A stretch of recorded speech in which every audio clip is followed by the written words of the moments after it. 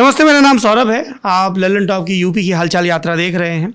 आप में से जो पुराने दर्शक हैं उनको ध्यान होगा कि जब हम बिहार के गया गए थे तब वहाँ पे पुरोहितों ने रजिस्टर दिखाए थे और उसमें पूरा एंट्री होती थी कि आपके गांव से 100 बरस, 200 बरस, 300 बरस पहले कौन आया था। तो हमारी ये बड़ी दिलचस्पी रही थी तब भी और अभी भी है कि हमारी जो पिछली पीढ़ियाँ रही हैं, हमारे बुज़ुर्ग रहे हैं, अलग अलग धर्मों को, अलग अलग जातियों को मानने बरतने वाले, वो किस तरह से अपने परिवार के इतिहास को संजोते हैं। हम इस वक्त जानसठ में हैं। पुराना कस्बा है, रसूखदार कस्बा है और ज़िला मुजफ्फरनगर लगता है। और जिस इमारत में मैं बैठा हूँ ये रंग महल इमारत है। और रंग महल जिनकी वजह से मशहूर हुआ, उनका और उस परिवार का क्या हिसाब किताब है, ये मुझे अंकल बताएंगे। अंकल, आपका नाम क्या है? मेरा नाम अब्बास अली ख़ान है। अब्बास अली जी, मेरे फादर का नाम सरफराज अली ख़ान और उनके फादर का नाम मुजफ्फ़र अली ख़ान, जो वेस्टर्न यूपी के सबसे बड़े ज़मींदार थे।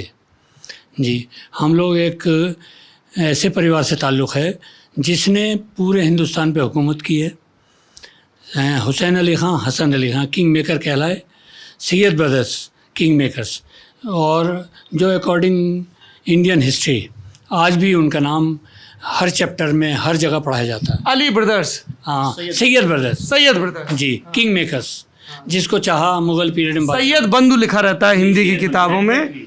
और जब औरंगज़ेब के बाद दिल्ली की गद्दी पर कौन बैठेगा, फर्रुखसियर और उनके बाद के तमाम मोहम्मद शाह रंगीला, ये सब जो तमाम फहरिस्त चली, मोहम्मद शाह रंगीला तो बहुत बिल्कुल लास्ट में, मैं बिल्कुल आखिरी में बता रहा हूँ कि वो जो एक लंबी फहरिस्त चली और जिसमें पहले सैयद बंधुओं का दबदबा रहा और फिर मराठों का दखल बढ़ा, महादजी सिंधिया और उन सब लोगों का, कि दिल्ली की गद्दी पे कौन बैठेगा। तो वो सैयद बंधु मूल रूप से जानसठ के रहने वाले थे, इसी रंग महल के रहने वाले थे और इनके बुजुर्ग थे। ये सब सैयद बंधुओं के परिवार के लोग हैं। जी, तो ये रजिस्टर क्या है? ये रजिस्टर हम सैयद बंधुओं की वो पहचान है जिसे हम आज भी गर्व से कह सकते हैं कि इसे हमने मेंटेन किया है from Adam to till now. मतलब हज़रत आदम से लेके आदम हव्वा से ये पूरा शजरा है हम लोग का कि हम किसके बेटे हैं, हमारे फादर कौन थे, उनके फादर कौन थे, उनके फादर कौन थे। एग्जैक्टली पूरी नस्ल जो जैदी सैयद हैं, जैदी सैयद क्या होते हैं? जो जैदी सैयद हैं वो जनाब जैद की औलाद में से हैं। जैद जो हैं वो इमाम हुसैन के बेटे थे। नहीं, इमाम हुसैन के बेटे जनाब नहीं, वो उन्हीं के उसमें आ गए, उन्हीं के हुसैन के बेटे थे जैदी। जी, जैद, तो वो जैद का फिर जो आगे चला वो जैदी कहलाया। जी। हम लोग पहले वहाँ आए। इंडियन टीम में, यूपी की रणजी टीम में बॉलर थे आशीष विंस्टन जैदी। ये वही वाले जैदी हैं? वो जैदी नहीं है, वो जैदी दूसरे लोग हैं। वो जैदी जी, हम लोग वो जैदी हैं जो जब हिंदुस्तान आए तो पटियाला के पास 4 गांव में 4 भाई आके बसे। उन्हीं के नाम से। कहाँ से आए हिंदुस्तान? ये इराक़ से हम लोग। जी, हम चारों भाई आए यहाँ और यहाँ की आबोहवा इतनी पसंद आई कि उन्होंने जाना ही पसंद नहीं किया था, कि वो यहीं रह गए चारों। और चारों पटियाला के 4 गांव में रहे और चार के चार जो है जैदी कहलाए। जी, उनका पूरा ये रजिस्टर है, इसको देखिए ज़रा। उनका और ऐसा रजिस्टर है ये, मैं आपको बताऊँ। जी, आप देख के हैरान होंगे, है तो उर्दू में, लेकिन ये देखिए, एक मिनट, ये जनाब आदम से जो शजरा शुरू हुआ यहाँ से। जी। अच्छा, ये मेरी तरफ खुला हुआ है? जी, आपकी तरफ खुला है उर्दू। जी, आपको पढ़ने में नहीं, मैं पढ़ सकता हूँ। अपनी तरफ मोड़ेंगे, सहूलियत रहेगी। नहीं, ये उनके 3 बेटे थे। किसके 3 बेटे थे? हज़रत आदम के। एडम। तो हम लोग आदम हवा वाली कहानी है। अच्छा, वहाँ से शुरू कर रहे हैं। उन्हीं का नस्ल बाई नस्ल ये सब है। और इसी में आगे जाके, क्योंकि बहुत लंबा शजरा है, किसकी कितनी उम्र हुई, कहाँ दफन है, कहाँ उनके बेटे कौन हुए, सब इसके अंदर है। और यही देखिए, ब्रह्मा जी आ गए। ये ब्रह्मा। अच्छा जी, ये लव कुश तक आ गए, भरत आ गए, लक्ष्मण आ गए, रामचंद्र जी आ गए। लक्ष्मण जिन्होंने लखनऊ आबाद किया था। जी, काफ़ी फैसिनेटिंग है। जी। अच्छा। ये सब मैं दिखाऊंगा आपको। इसी जाहिर सी बात, ये आगे शजरा यहाँ रुक गया जी, क्योंकि हमें जैदी का आगे बढ़ाना था, तो ये शजरा यहाँ रुक गया। और हमारी नस्ल चली यहाँ हज़रत इस्माइल जो नबी हुए हैं। नबी मतलब जो प्रॉफिट आदम के बाद जो प्रॉफिट हुए हज़रत इस्माइल जी। अच्छा, वो जो तो उसमें ज्यूज में और उन सब में भी माना जाता है। हाँ, दाऊद ठीक है, हाँ सबका आएगा इसमें। और ये इस्माइल आए, ये सब उनकी नस्ल से कौन किसका हुआ। और ये आए देखिए इमाम ज़ैनुल आबिदीन, ये हज़रत इमाम हुसैन के बेटे जी, ये उनकी नस्ल आ गई। ये जना उनकी बेटी सकीना, अली असगर 6 महीने के बेटे जिनको शहीद किया गया था। हाँ, वो अभी हम लोग इमाम बाड़े के बाहर थे तो एक तस्वीर लगाई गई थी, है ना, जिसमें चेहरा नहीं था क्योंकि चेहरा नहीं दिखाते हैं कि 6 महीने के शहीद हुए। अब ये सब होने के बाद और ये आ गए जनाब ईसा, ये भी नबी हुए हैं। ईसा जिनसे जीसस क्राइस्ट, जी जी जी जनाब ईसा, क्या बात है। जी जी। और ये आ गए शजरा तहनपुर एक गांव है उसके पास, क्या नाम है, पटियाला के पास, जहाँ पे आके बसे थे। जी। तो हम लोग तहनपुरी हैं। तहनपुरी जी। ये पूरा कब आके बसे थे जी, ये लिखा हुआ है कुछ ईयर? ये एग्जैक्ट नहीं याद है मुझे, अभी 1 मिनट बताता हूँ मैं। हाँ, आराम से, कोई जल्दी जी। ये देखिए ये मतलब मैन बाय मैन जी पूरा शजरा है। देखिए ये जैसे ये हैं, ये मोहम्मद सानी जी, ये जानसठ में इन्होंने ये आबाद किया, क्या नाम है, बुध बाज़ार। ये एक मोहल्ला है यहाँ बुध बाज़ार, वो इन्होंने आबाद किया था आगे जी। ये हैं सैयद करमुल्ला, इन्होंने करमुल्ला पट्टी आज भी नाम है उसका, बहुत बड़ा मोहल्ला है वो। ये सब जानसठ इन्होंने आबाद किया अलग अलग मोहल्लों में। और ये सब होने के बाद देखिए आप कौन किसकी नस्ल से हुआ, किसके कौन बेटे हुए। ये मेरे इन दादा का मुज़फ़्फ़र अली ख़ान साहब का मेन काम है। ये मुज़फ़्फ़र अली खान साहब का बनवाया हुआ है जी। ये रजिस्टर उन्होंने बनवाया था। 1936 में उनकी डेथ हुई है। जब वो कंप्लीट कर गए थे, अभी देखिए सब। और ये सब उनकी की हुई एंट्री है। जी, सब उन्हीं की एंट्री की हुई है। हम लोग भी बढ़ाते हैं इसे, आगे पेज छोड़ रखे हैं हम लोगों ने जी। ये सब देखिए, ये यहाँ एक मोहल्ला है जनताबाद, छोटी हवेली बड़ी हवेली, सब मोहल्ले वाइज। ये होने के बाद मैं इसलिए बता रहा हूँ कि काफ़ी लंबा हो जाएगा। ये मोहल्ला जुमा में बहुत बड़ा दरवाज़ा है, जिन्होंने दरवाज़ा बनाया था मोहम्मद, उनके परिवार के सब लोग। ये सब होने के बाद पूरा सादात बारह, ये पूरा देखिए आप, ये मौज़ा खानजहाँपुर एक गांव है यहाँ खानजहाँपुर, मतलब जानसठ इसके आसपास के इलाकों में बसाहट जो रही है। जी सब सैयदों की जी, बसाहट। जब सैयदों कहाँ का किसने बसाया, किसका मकबरा कहाँ है, किसके औलाद में कौन कौन है जी। तो ये जानसठ के सैयदों की हिस्ट्री है। जानसठ के सैयदों की, पूरे सादात बारह की। सादात बारह का मतलब है कि जो सादात बाहर से आई हुई यहाँ बसी थी। सादात सैयद, सादात आर लाइक सैयद जो सैयद होते हैं उनको सादात कहा जाता है। तो जो बाहर से सैयद आए हैं, इराक से जब आए थे, उसके बाद कौन पूरे इंडिया में कहाँ कहाँ बसा है, ये सब पूरे कुछ इंडिया में। उनका भी हिसाब है। पूरे इंडिया में सब कुछ है जी। तो थोड़ा जानसठ के बाहर का कोई दिखाइए। अभी देखिए संधावली एक गाँव वहाँ का आ गया मुजफ्फरनगर है, संधावली जी, ये वहाँ का आ गया, जी। इलाहाबाद, ये सब कुछ है। देखिए ये मुजफ्फरनगर प्रॉपर का आ गया। और ये हो गया, क्या नाम है, इसमें फिर और आगे नहीं बढ़ा इसमें। देखिए अमरोहा आ गया।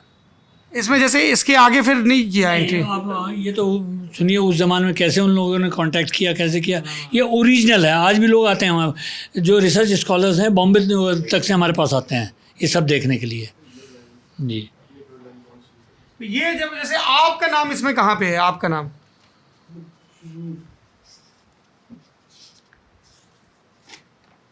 ये हैंडमेड पेपर है उस जमाने का। जी जी। बटौड़ा बिलासपुर अभी दे रहा हूँ।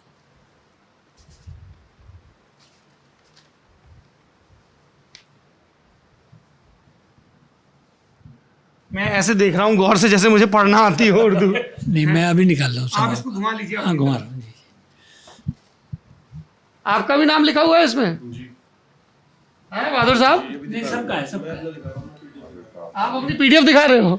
आप कागज के भरोसे नहीं हो, आपने पीडीएफ तैयार कर रखी है। वाली बात आ जाती है ना, कागज तो दिखाने पड़े, कागज दिखाने का। लेकिन हम कागज फिर वरुण ग्रोवर लिखते हैं हम कागज नहीं हम दिखाएंगे। कागज नहीं दिखाएंगे। कहाँ है भाई बहादुर साहब? इनकी पीडीएफ ही नहीं मिल रही। मिल रही है, थोड़ी स्लो है।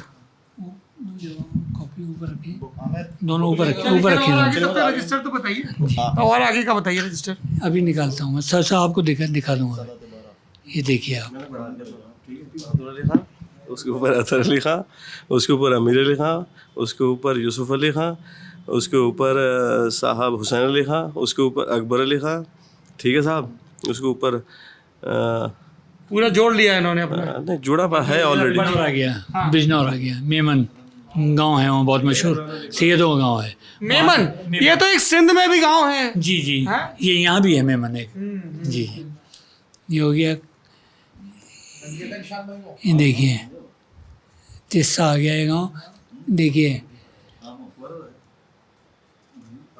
कर्नाटक, ये देखिए, ये अंकल इनको मिल गया पीडीएफ में। अब्बास अली इसमें तुम- दिखाइए, इसमें इसमें दे दूंगा। ये तो इसी का है। अरे पब्लिक कहे कि भैया रजिस्टर सामने, ये पीडीएफ दिखा रहे हैं। नहीं, वो अभी दिखाते हैं, अभी दिखाता हूँ। कॉपी ठीक है पर मजा ओरिजिनल का है बहादुर भैया। देखिए ओरिजिनल दिखाता हूँ मैं अभी आपको।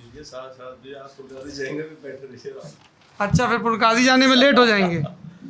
देखिए आप, आज भी लोग आते हैं कंफर्मेशन के लिए हमारे पास। महादेव मंदिर है साहब, हाँ? महादेव मंदिर का नहीं बताया सरदार जी आपने? आपको एक बहुत ही ज़्यादा एक हिस्टोरिकल एक चीज़ दिखाते हैं, ठीक है सौरभ भाई, बिकॉज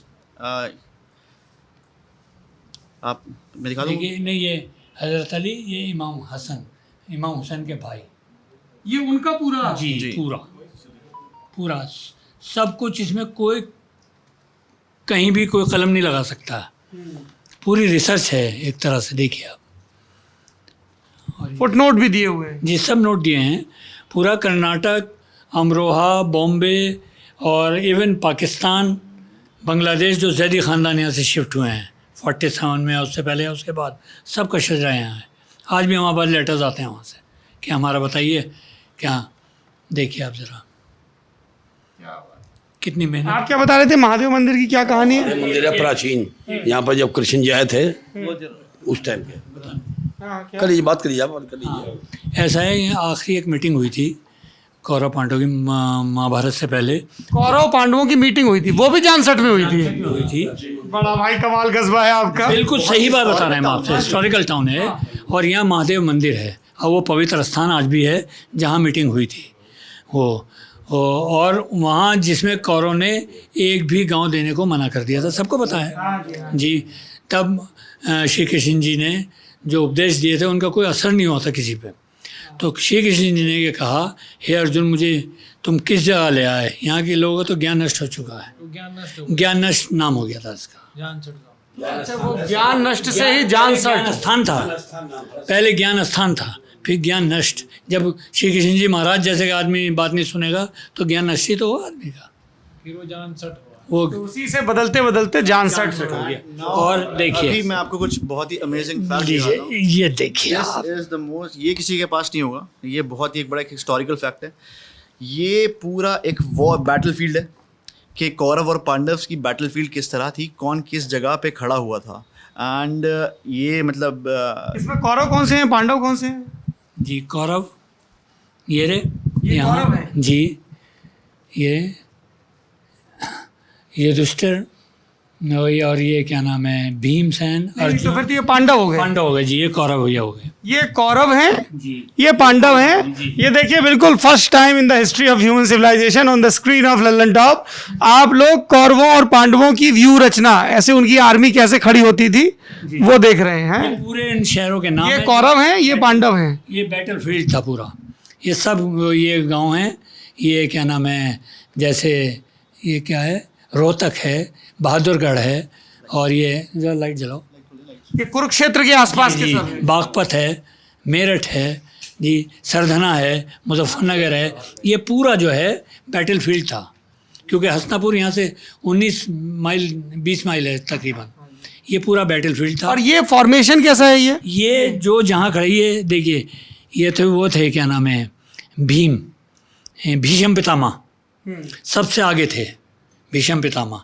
तो इस शेप में खड़ी हुई थी पूरी फौज, जिसका नेतृत्व भीष्म पितामह कर रहे थे। पता है आपको, इस बिल्कुल इस शेप में खड़े हुए थे वो लोग।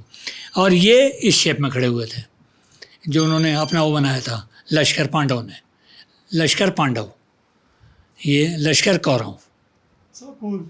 जी, जैसे सितारों के क्या जैसे कॉन्स्टलेशंस के वो हम लोग अलग अलग शेप्स बना लेते हैं, एग्जैक्टली वैसे ही जो सेना की रचना है उनको किसी जानवर का दे दिया है। ये पहले ऐसे ही हुआ करता था। महाभारत में दिखाया भी है ये, जी, दिखाया भी है महाभारत युद्ध में।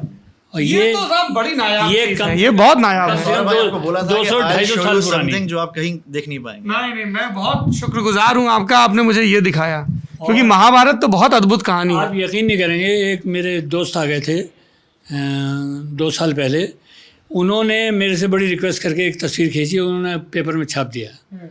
आप यकीन नहीं, मेरे पास आज भी वो लेटर्स रखे हैं लोगों के, इतने लेटर्स आए कि हम तो कल्पना भी नहीं कर सकते किसी मुस्लिम के यहाँ जो है हम लोग की ऐसी इतने एहतियात से रखा हुआ है सब चीज़। सारी दौलत भी कोई हमको दे देना अपनी, हम ये नहीं देंगे उसे। नहीं, ये है ही बहुत अमूल्य चीज़ है। एंड जो अभी अंदर जो रेनोवेशन चल रहा है ना, वो हम जो आप बोल रहे थे वो क्या बनने वाला है, वहाँ पे थोड़ा एक म्यूजियम सॉर्ट ऑफ बनने वाला है। ये सब जो है पिक्चर्स और ये हाँ, सब इनको बढ़िया से जरा डिस्प्ले एग्जैक्टली करें। जी यहाँ पे डिस्प्ले किया जाएगा। मैं बहुत शुक्रगुजार हूँ आपका, आपने मुझे ये दिखाया। मैं जो आप लोगों से बोल रहा था कि इससे पहले मैं लोकसभा चुनाव के दौरान रामपुर की रज़ा लाइब्रेरी में गया था, और वहाँ पे मुझे हज़रत अली की लिखी हुई कुरान शरीफ की पूरा नहीं है, थोड़े हाँ, चैप्टर्स हैं उसके। जी वो जी, दिखा था, और एक 400 साल पुरानी वाल्मीकि रामायण की ट्रांसलेशन दिखी थी। हाँ, वो भी उन्होंने मुझे दिखाई थी, तो तब भी मैंने बड़ी खुशनसीबी महसूस की थी, और आज मैंने ये महाभारत की व्यू रचना देखी, ये बड़ी नायाब चीज़ है। Thank you. तो ये देखिए, ये सबको अपने अपने प्रोफेशंस पे गुरूर होता है, गर्व होता है। हमको हमारा प्रोफेशन इसीलिए बहुत पसंद है, क्योंकि हम जब सवेरे उठते हैं तो हमें पता नहीं होता है कि आज दुनिया के कौन से राज हम पर पर्दाफाश होंगे हैं। भाई मैं एक चीज़ और बताना चाहता हूँ, बिकॉज आप यहाँ पे आए तो अभी आपने बताया सहारनपुर थे, आप गए थे, तो जो मेरी मदर हैं शी इज़ फ्रॉम सहारनपुर, और वहाँ की भी एक फैमिली है, एक हिस्ट्री है कि जब 1930 में जब ट्रिब्यूनल कोर्ट भगत सिंह जी का हुआ था, तो उसमें जो थे ना वो मेरे नाना एक चीफ जस्टिस थे, जस्टिस आगा हैदर। एंड उनको लोगों ने कहा था कि भाई आप भगत सिंह को फांसी दे दें, हम आपको सर का खिताब देंगे या टाइटल देंगे, हम आपको इतना पैसा देंगे या। तो वो एक ऐसे जज थे, खाली 3 जजेस थे पैनल में, एंड आप हिस्ट्री अगर पढ़ेंगे हिस्ट्री तो उसमें आ जाएगा जस्टिस आगा हैदर। उन्होंने कहा था कि मैं जो है ना किसी के साथ इस तरह नहीं कर सकता। और सबसे पहले उन्होंने ये वाली बात की थी कि जब आप कोर्ट में लोगों को लेके आते हैं तो ये पॉलिटिकल प्रिजनर्स हैं, ये कोई क्रिमिनल्स नहीं है, तो इनको हाथ में बांध के नहीं लिया जाए। तो अंग्रेज़ी हुकूमत ने ये कहा था कि भाई जब तक जस्टिस आगा हैदर इस बेंच के चीफ जस्टिस रहेंगे तो भगत सिंह को फांसी नहीं हो सकती। तो उन्होंने बोला था कि आई एम अ जज नॉट अ बुचर, और अपना रेजिग्नेशन दे दिया था। और ये हिस्ट्री में बहुत बड़ी एक वो है। ये तो बड़ी कमाल की कहानी है। सर शादीलाल ने दी थी, सर शादीलाल उसके बाद जस्टिस बने। उनको चेंज कर दिया था, सर शादीलाल Resignation ने दी। उन्होंने फांसी दी थी। उससे पहले जस्टिस आगा हैदर थे। ये देखिए, हिंदुस्तान के इतिहास को लेके बड़ी बहसें होती रहती हैं। कल हमने आपको बेहट से दिखाया था कि ये जो ट्विटर पे बहस चल रही है कि गा से गमला, गा से गधा या गा से गणेश, तो हमने आपको वो ब्लॉग चला गया भाई साहब, वो आप ललन टॉप यूपी पे देख सकते हैं, और अब ये नायाब चीज़ भी देख सकते हैं। और इसको तो मैं इसका और भी कई जगह जिक्र करूँगा। आपने मुझे इस लायक समझा कि आप अपनी ये अमानत दिखाएं, मैं बहुत दिल से आपका शुक्रगुजार हूँ। ये बाकी ये यात्रा आगे चलती रहेगी, इसी तरह से नई नई चीज़ें देखते रहेंगे। फिर भी टाइम दीजिएगा, कुछ और चीज़ें आप। Thank you so much. देखते रहिए ललन टॉप यूपी। कौन से सवाल का जवाब है यूपी, कौन सी देनदारियों का हिसाब है यूपी, बवाल कमाल या फिर संख्या का भोकाल है यूपी, किसी का हासिल तो किसी का मलाल है यूपी, खुशहाल बदहाल या बहरहाल है यूपी, बताओ तुम्हारा क्या हाल है यूपी।